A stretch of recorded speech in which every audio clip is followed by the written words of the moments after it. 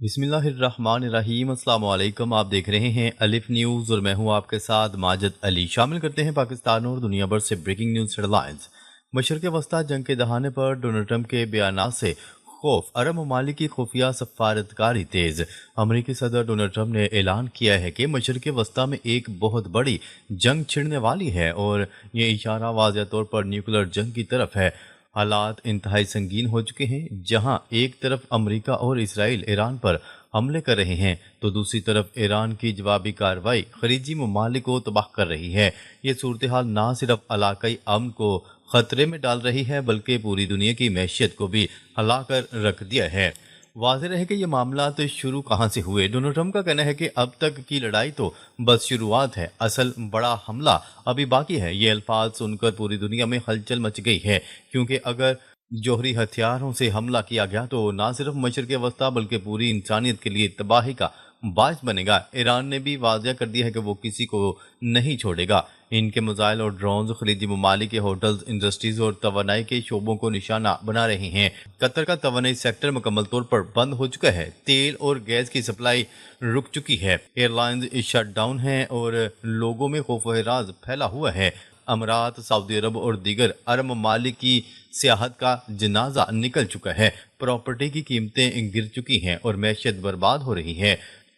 जबकि दूसरी तरफ अरब लीडर्स ने खुफिया तौर पर रूस, चीन, बरतानिया, फ्रांस, जर्मनी और दीगर यूरोपीय ममालिक से राब्ता किया है। उनका मुतालबा है कि डोनाल्ड ट्रंप को रोकें, ईरान से बातचीत करें और इस जंग को ख़त्म करें। वो कह रहे हैं कि अमेरिका ईरान पर हमला कर रहा है लेकिन जवाबी हमले हमारे ममालिक पर हो रहे हैं। अमेरिका के दफाई निज़ाम फेल हो चुके हैं, मिसाइल ख़त्म हो रहे हैं और तेल की कीमतें आसमान छू रही हैं। अब नए हुर्मुज़ बंद है जिससे पूरी दुनिया में तवानाई का बहरान पैदा हो चुका है। रूस के सदर व्लादिमीर पुतिन भी कह रहे हैं कि ये जंग ख़त्म होनी चाहिए और वो ईरान से बातचीत के लिए तैयार हैं। यूरोप सबसे ज़्यादा परेशान है क्योंकि कतर की गैस सप्लाई रुक जाने से इन्हें रूस की तरफ जाना पड़ेगा, जो डोनाल्ड ट्रंप को कबूल नहीं। नतीजतन गैस की कीमतें 50% से ज़्यादा बढ़ गई हैं और यूरोप की मैशियत दांव पर लग चुकी है। इस बहरान के माशी असरात भी इंतहाई संगीन हैं। स्टॉक मार्केट्स क्रैश कर रही हैं।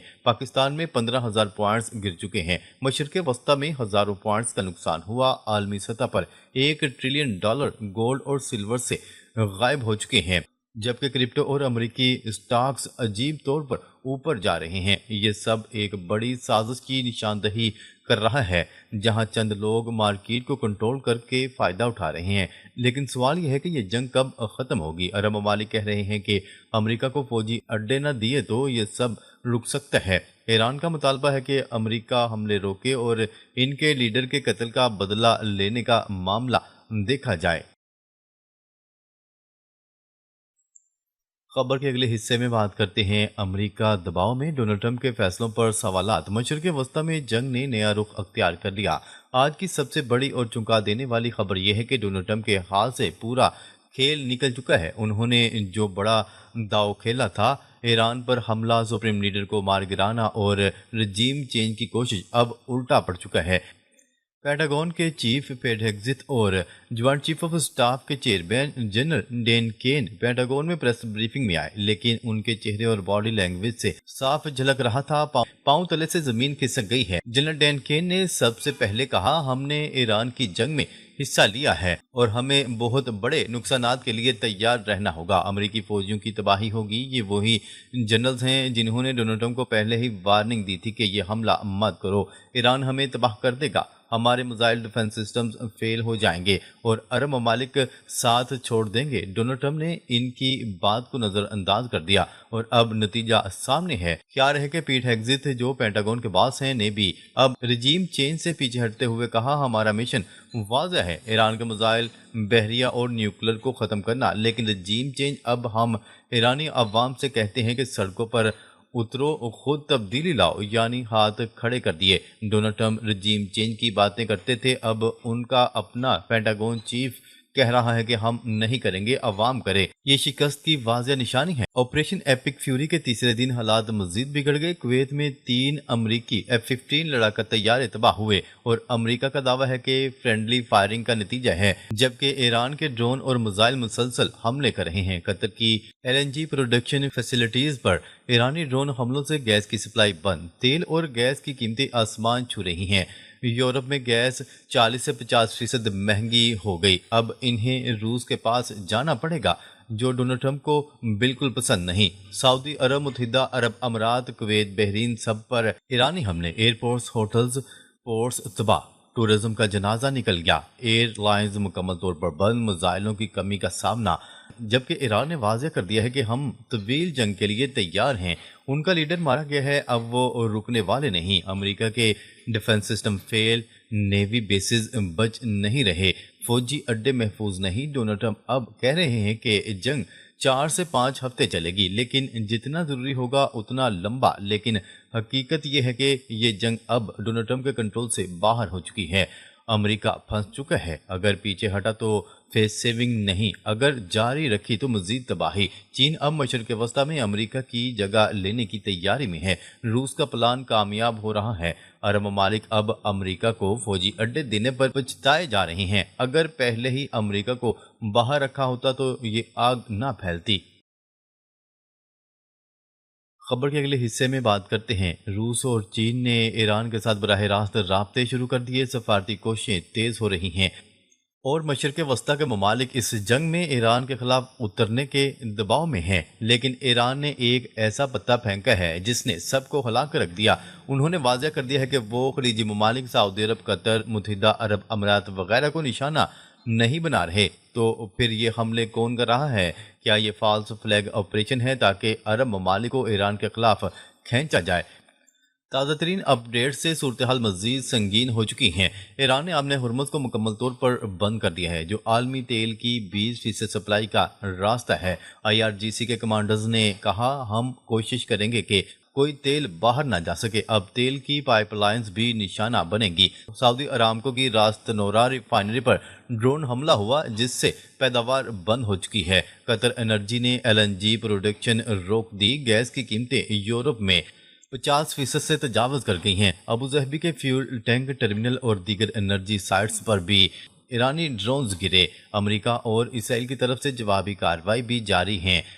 اسرائیلی فوج نے کہا ہے کہ انہوں نے ایران کے متعدد انٹیلیجنس دفاتر اور کمانڈ سینٹرز کو تباہ کر دیا۔ امریکہ کی سینٹرل کمانڈ سینٹکام نے اعلان کیا، ہم نے خلیج عمان میں ایران کی 11 جنگی بحری جہازوں کو ڈبو دیا۔ اب ان کے پاس کوئی جنگی جہاز نہیں۔ ڈونلڈ ٹرمپ نے اپنی تازہ تقریر میں کہا، یہ جنگ 4 سے 5 ہفتے چلے گی، لیکن ہمارے پاس اس سے کہیں زیادہ لمبا کرنے کی صلاحیت موجود ہے۔ ہم شیڈول سے آگے ہیں اور بڑی ویو آف اسٹرائکس ابھی آنی ہے۔ جبکہ انہوں نے زمینی فوج بھیجنے کا بھی اشارہ دیا۔ دوسری طرف ایران کی وزارت خارجہ نے CNN پر بیان دیا، ہم نے سعودی ارامکو کو نشانہ نہیں بنایا۔ فارن منسٹر عباس اراغچی کا کہنا ہے کہ ہم خلیجی پڑوسیوں سے جنگ نہیں کر رہے، ہم امریکہ کے خلاف ہیں۔ یہ بیانات عرب ممالک کو امریکہ کے دباؤ سے بچانے کی کوشش لگتی ہے۔ عالمی سطح پر بڑی تبدیلیاں۔ چین کے وزارت خارجہ وانگ ای نے ایران کو سپورٹ کا پیغام دیے ہے۔ ایران کی خود مختاری اور علاقائی سالمیت کی حفاظت میں ہم ان کے ساتھ ہیں۔ روس کے صدر ولادیمیر پوٹن نے کہا، ہم مشرق وسطیٰ میں استحکام کے لیے تمام مواقع استعمال کریں گے۔ نیٹو کے سیکریٹری جنرل مارک روٹے نے واضح کیا، نیٹو اس جنگ کا حصہ نہیں بنے گا، یہ امریکہ اور اسرائیل کا معاملہ ہے۔ برطانیہ کے وزیر اعظم کیر سٹارمر نے کہا، ہم حملوں کا حصہ نہیں بنیں گے، لیکن اپنے بیسز امریکہ کو استعمال کرنے کی اجازت نہیں دیں گے۔ یہ دفاعی قدم ہے۔ فرانس اور جرمنی بھی ایسا کر سکتے ہیں۔ یہ جنگ اب چوتھے دن میں داخل ہو چکی ہے، جبکہ امریکہ نے مزید فورسز بھیج دی ہیں۔ امریکی شہریوں کو مشرق وسطیٰ سے نکلنے کا حکم دیا گیا ہے۔ ایران کی طرف سے جوابی حملے جاری ہیں۔ خبر کے اگلے حصے میں بات کرتے ہیں۔ ایران کے خلاف جنگ کچھ وقت لے سکتی ہے، مگر برسوں نہیں چلے گی، نیتن یاہو نے خبردار کر دیا۔ اسرائیل وزیر اعظم نیتن یاہو نے کہا ہے کہ امریکہ اور اسرائیل کی ایران کے خلاف جاری جنگ کچھ وقت لے سکتی ہے، تاہم یہ برسوں پر محیط نہیں ہوگی۔ ان کا کہنا تھا کہ یہ کوئی لامتناہی جنگ نہیں ہے۔ فاکس نیوز کے پروگرام میں گفتگو کرتے ہوئے انہوں نے کہا، میں نے کہا تھا کہ یہ تیز اور فیصلہ کن ہو سکتی ہے۔ اس میں کچھ وقت لگ سکتا ہے مگر یہ برسوں نہیں چلے گی۔ امریکی صدر نے ابتدائی طور پر اس جنگ کا دورانیہ 4 سے 5 ہفتے بتایا تھا، تاہم بعد میں انہوں نے عندیہ دیا کہ یہ زیادہ طویل بھی ہو سکتی ہے۔ حالیہ بیانات میں ڈونلڈ ٹرمپ نے کہا کہ کارروائی کا مقصد ایران کو جوہری ہتھیار بنانے سے روکنا اور اس کے طویل فاصلے تک مار کرنے والے بیلسٹک میزائل پروگرام کو ناکام بنانا ہے، جس کی تہران تردید کرتا ہے۔ نیتن یاہو نے اس جنگ کو مشرق وسطیٰ میں دیرپا امن کے ایک ممکنہ مواقع کے طور پر بھی پیش کیا اور کہا کہ اس سے اسرائیل اور سعودی عرب کے درمیان تعلقات کی راہ ہموار ہو سکتی ہے۔ دوسری جانب روئٹرز کے ایک حالیہ سروے کے مطابق صرف 1/4 امریکی شہریوں نے ایران پر امریکی حملوں کی حمایت کی ہے، جبکہ عراق اور افغانستان کی طویل جنگوں کے بعد امریکی عوام بیرون ملک فوجی مداخلت کے حوالے سے محتاط نظر آتے ہیں۔ نیتن یاہو نے مزید کہا کہ امریکہ اور اسرائیل مل کر ایسے حالات پیدا کر رہے ہیں جن میں ایرانی عوام اپنی حکومت تبدیل کر سکیں، تاہم حتمی فیصلہ ایرانی عوام کے ہاتھ میں ہوگا۔